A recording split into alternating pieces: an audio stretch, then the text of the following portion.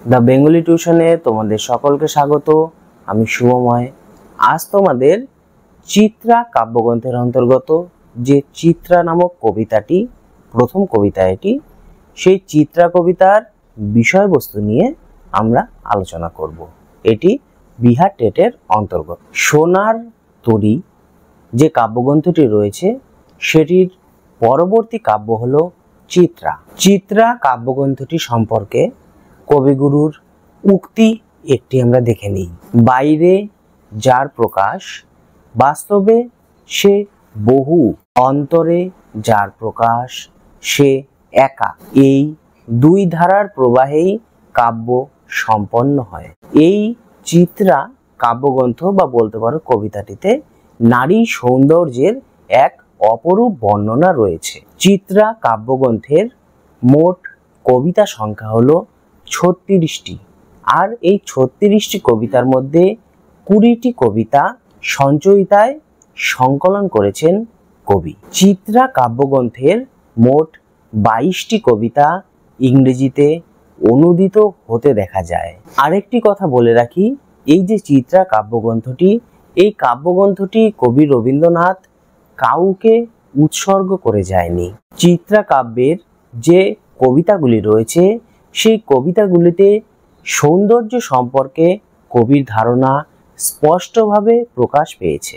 এছাড়াও এই কবিতাগুলিতে ধরা পড়েছে জীবন চিন্তার বিকাশ, মানব চিন্তার বিকাশ, মৃত্যু সম্পর্কে ধারণা, প্রকৃতি সম্পর্কে ধারণা প্রভৃতি। চিত্রা কাব্যগ্রন্থের প্রথম কবিতা হলো চিত্রা।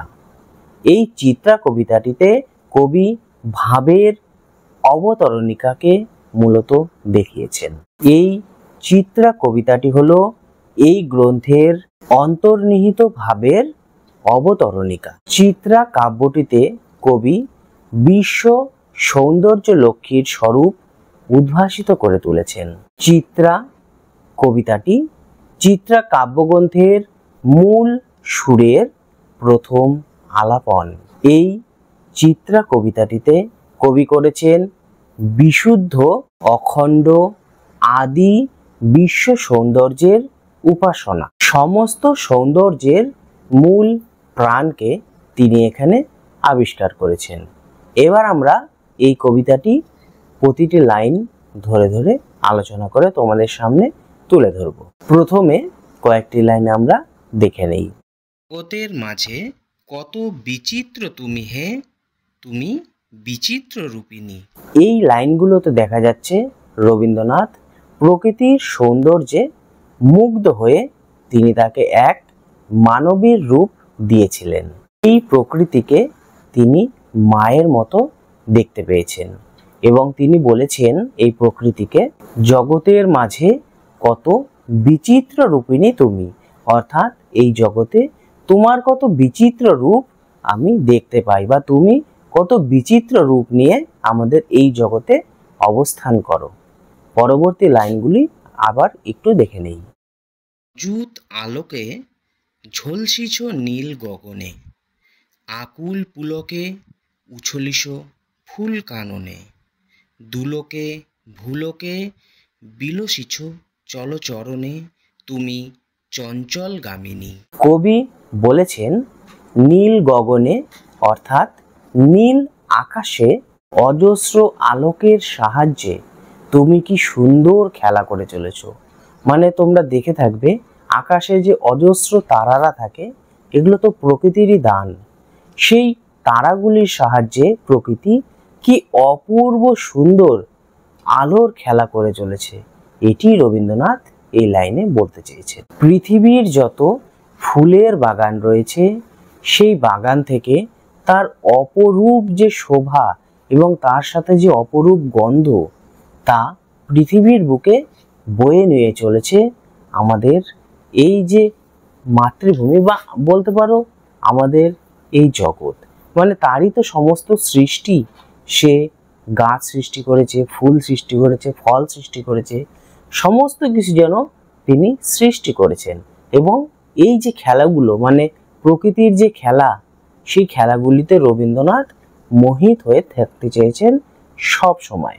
আমরা দেখতে পাই পৃথিবী কখনো এক জায়গায় স্থির হয়ে থাকে না, বা তার যে রূপ বা সৌন্দর্য তা সবসময় স্থির থাকে না। প্রত্যেকটি ঋতুর সাথে, প্রত্যেকটি সময়ের সাথে, কালের সাথে প্রকৃতি তার সৌন্দর্যকে সবসময় পাল্টে ফেলে। তাই কবি প্রকৃতিকে নারীর সাথে তুলনা করে বলেছেন যে এই প্রকৃতি বা নারী যেন কেমন চঞ্চলা হয়ে উঠেছে। মানে প্রকৃতি যেমন চঞ্চলা, তেমনি প্রকৃতিকে নারীর সাথে তিনি তুলনা করেছেন, বা মহিলার সাথে, বা আমাদের মাতার সাথে বা মাতৃর সাথে, এবং বলেছেন তিনিও যেন চঞ্চলা হয়ে উঠেছেন। পরবর্তী কয়েকটি লাইন আমরা এবার দেখে নেব। মুখর নূপুর বাজিছে সুদূর আকাশে, অলোক গন্ধ উড়িছে মন্দ বাতাসে, মধুর নৃত্যে নিখিল চিত্তে বিকাশে, কত মঞ্জুল রাগিনী। আকাশে যে মেঘ গর্জন করেছে, মানে আকাশে যখন মেঘ গর্জন করে, সেই মেঘের আওয়াজকে কবির মনে হয়েছে সেই আওয়াজ যেন কোনো নারীর বা কোনো কন্যার পায়ের নূপুরের ধ্বনি। সেই নূপুরের ধ্বনির সঙ্গে মৃদুবন্ধ বাতাসে সেই যে ফুলের বাগান, সেই ফুলের বাগান থেকে গন্ধ যেন ছড়িয়ে পড়ছে প্রকৃতিতে। এটি কবি এখানে বলতে চেয়েছেন। এই প্রকৃতি ও ফুলের গন্ধ এবং তার সাথে নূপুরের আওয়াজ সবই যেন কবি রবীন্দ্রনাথ অনুভব করতে পেরেছেন। মোট কথা, সবকিছু মিলে একটি সুন্দর পরিবেশ তিনি উপলব্ধি করেছেন, যা আমাদের শরীর স্বাস্থ্যের পক্ষে ভীষণ উপযোগী। পরবর্তী কয়েকটি লাইন আমরা এবার দেখে নেব। কত না বর্ণে, কত না স্বর্ণে গঠিত, কত যে ছন্দে, কত সঙ্গীতে রটিত, কত না গ্রন্থে, কত না কণ্ঠে পথিত, তব অসংখ্য কাহিনী, জগতের মাঝে কত বিচিত্র তুমি হে, তুমি বিচিত্র রূপিণী। কবি পৃথিবীর রং তথা বর্ণেও মুগ্ধ হয়ে পড়েছেন। তিনি বলেছেন পৃথিবীতে কত প্রকার রং, কত প্রকার বর্ণ, কত প্রকার ছন্দ ও কত প্রকার সঙ্গীত, তা আমরা চিন্তাও করতে পারি না। মানে এত যে বিচিত্র আমাদের পৃথিবী, তা কবি একমাত্র উপলব্ধি করতে পেরেছেন। শুধু রবীন্দ্রনাথ কেন, আমরা বিভিন্ন কবি, সাহিত্যিক, ঔপন্যাসিক, তাদের রচনাতেও এই ধরনের যে প্রকৃতির একটা বিচিত্রতা, এগুলি আমরা অনেক সময় অনেক লেখার মধ্যে খুঁজে পেয়ে থাকি। আবার পৃথিবীর বিভিন্ন জনের কাছে, মানে গুণীগানী ব্যক্তিদের কাছেও আমরা পৃথিবীর বিভিন্ন রূপের কথা শুনে এসেছি। তাই সব কিছু বিচার করে তিনি বলেছেন, মানে রবীন্দ্রনাথ বলেছেন, জগতের মাঝে কি বিচিত্র তুমি হে, তুমি বিচিত্র রূপিণী। পরবর্তী কয়েকটি লাইন আমরা দেখে নেই। অন্তর মাঝে শুধু তুমি একা একাকী, তুমি অন্তর্ব্যাপিনী, একটি স্বপ্নমুগ্ধ সজল নয়নে, একটি পদ্ম হৃদয় বৃত্ত শয়নে, একটি চন্দ্র অসীম চিত্ত গগনে, চারিদিকে চিরযামিনী। প্রকৃতির এত রূপ, এত বিচিত্রতা দেখে তিনি প্রকৃতির মাঝে নিজেকে হারিয়ে ফেলেছেন। শুধু রবীন্দ্রনাথ কেন, আমরা হলে আমরাও হারিয়ে ফেলতাম হয়তো। তাই তিনি বলেছেন, অন্তরের মাঝে তুমি হে অন্তর্ব্যাপিনী। রবীন্দ্রনাথের এ কথাগুলির মধ্য দিয়ে আমরা তার প্রকৃতি চেতনার একটি খুব সুন্দর পরিচয় পেয়ে থাকি। আমাদের জগতে যে অন্ধকার রয়েছে, সেই অন্ধকার আমাদের জীবনকে আরো বেশি করে অন্ধকারের দিকে ঠেলে দিচ্ছে। মানে একটি কালো, মানে অন্ধকার জগতে মোট কথা আমাদের জীবনকে ঠেলে দিচ্ছে। আর এই অন্ধকারের মধ্যেই একটি সুন্দর সজল নয়ন কবি রবীন্দ্রনাথ লক্ষ্য করেছেন। কবি যেন দেখতে পাচ্ছেন এই সময় তার হৃদয় বৃন্ত শয়নে অর্থাৎ হৃদয়ে পদ্মফুল বা কমল শয়ন করে রয়েছে বা শুয়ে রয়েছে বা বিরাজ করছে। আর একটি চাঁদ আছে চিত্ত গগনে বা হৃদয়ের মাঝে। আর রবীন্দ্রনাথ প্রকৃতির এত কিছু রূপ নিয়ে তিনি খুব আনন্দেই রয়েছেন। এবার আমরা পরবর্তী কয়েকটি লাইন দেখে নেই। অকুল শান্তি সেথায় বিপুল বিরতি, একটি ভক্ত করিছে নিত্য আরতি। নাহি কাল দেশ তুমি অনিমেষ মূরতি, তুমি অচপল দামিনী।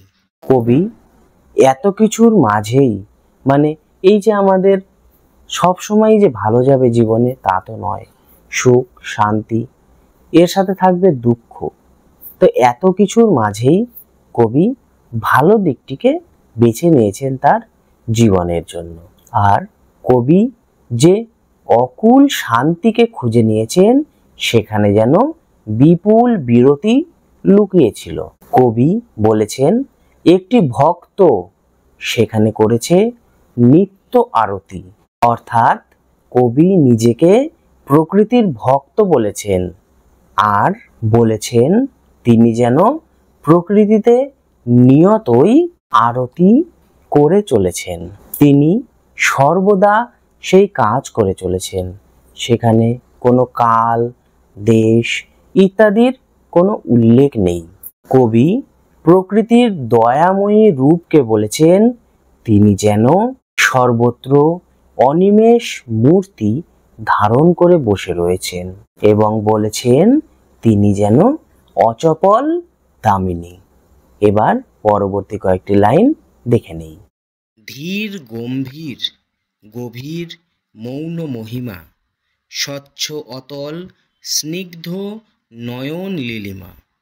স্থির হাসিখানি উষালোক সম অসীমা, ওই প্রশান্ত হাসিনি। অন্তর মাঝে তুমি শুধু একা একাকী, তুমি অন্তর্বাসিনী। প্রকৃতির মাঝে তিনি থেকে বুঝেছেন প্রকৃতির ধীর গম্ভীর মৌন মহিমাকে, স্বচ্ছ অতল এবং স্নিগ্ধ। আসলে প্রকৃতির মাঝে যে আকাশ রয়েছে সেই আকাশকে তিনি নীল চোখের সাথে তুলনা করেছেন, কারণ আমরা আকাশের রং নীলাভ, এটি সবাই দেখেছি। আর এই প্রকৃতির মাঝে যখন সূর্য উদিত হচ্ছে তার স্থির হাসিখানা যেন কবির সুন্দর লেগেছে। তাই বলা যায় সূর্যের উদয়ের সঙ্গে সঙ্গে যেন হাসি মুখে সেই সূর্য আমাদের দিনকে সুন্দর করে তুলছে। তাই যেহেতু প্রকৃতির এত রূপ, তাই প্রকৃতিকে কবি অন্তর মাঝে বা হৃদয়ে স্থান দিয়েছেন। আর এই প্রকৃতিকে হৃদয়ে স্থান দিয়েই তিনি তার বাকি জীবনটা কাটিয়ে দিতে চেয়েছেন। এটাই হলো আমাদের চিত্রা কবিতার বিষয়বস্তু আলোচনা। যদি কারো কঠিন মনে হয় জানাবে, আমি অবশ্যই তোমাদের আরো হেল্প করার চেষ্টা করব। দেখা হচ্ছে পরের ভিডিওতে। এই ভিডিওটি এটুকুই। ভালো থাকবে। Good bye. চিত্রা কাব্যগ্রন্থ গ্রন্থাকারে কবে প্রকাশিত হয়? অপশানগুলি হলো 1302 ফাল্গুন, 1302 মাঘ, 1302 আশ্বিন। সঠিক উত্তর 1302 ফাল্গুন। কাব্য গ্রন্থাবলী কে প্রকাশ করেন? অপশানগুলি হলো সত্যপ্রকাশ মুখোপাধ্যায়, সত্যপ্রকাশ গঙ্গোপাধ্যায়, সত্যপ্রকাশ বন্দ্যোপাধ্যায়। সঠিক উত্তর সত্যপ্রসাদ গঙ্গোপাধ্যায়। জগতের মাঝে কত ড্যাশ তুমি হে? অপশানগুলি হলো বৈচিত্র্যময়, বর্ণময়, বিচিত্র। সঠিক উত্তর বিচিত্র। চিত্রা কবিতার প্রথম ছত্র কোনটি? অপশানগুলি হলো তুমি বিচিত্র রূপিণী, আমি প্রশান্তবাসিনী, জগতের মাঝে কত বিচিত্র তুমি হে। সঠিক উত্তর জগতের মাঝে কত বিচিত্র তুমি হে। স্থির হাসিখানি ড্যাশ অসীমা। অপশানগুলি হলো উষালোক সম, প্রভাতের আলো, উষার আলো। সঠিক উত্তর উষালোক সম। অকুল শান্তি সেথায় বিপুল বিরতি কোন কবিতার ছত্র? অপশানগুলি হলো চিত্রা, অন্তর্যামী, জীবন দেবতা। সঠিক উত্তর চিত্রা। মধুর নৃত্যে নিখিল চিত্তে বিকাশে কোন কবিতার ছত্র? অপশানগুলি হলো চিত্রা, অন্তর্যামী, জীবন দেবতা। সঠিক উত্তর চিত্রা। অন্তর মাঝে শুধু তুমি একা একাকী কোন কবিতার ছত্র? অপশানগুলি হলো চিত্রা, অন্তর্যামী, জীবন দেবতা। সঠিক উত্তর চিত্রা। চিত্রা কবিতার শেষ ছত্র কোনটি? অপশানগুলি হলো অন্তর মাঝে তুমি শুধু একা, তুমি অন্তর্বাসিনী, আমি প্রশান্ত হাসিনী। সঠিক উত্তর তুমি অন্তর্বাসিনী। ড্যাশ আলোকে ঝলসিল নীল গগনে। অপশানগুলি হলো অনেক, অপার, অযুত। সঠিক উত্তর অযুত। চিত্রা কবিতাটির রচনাকাল কত? অপশানগুলি হলো অগ্রহায়ণ 1301, অগ্রহায়ণ 1302, অগ্রহায়ণ 1303। সঠিক উত্তর অগ্রহায়ণ 1302।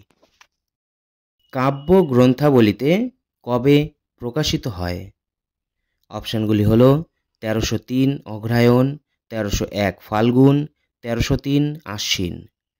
সঠিক উত্তর 1303 আশ্বিন।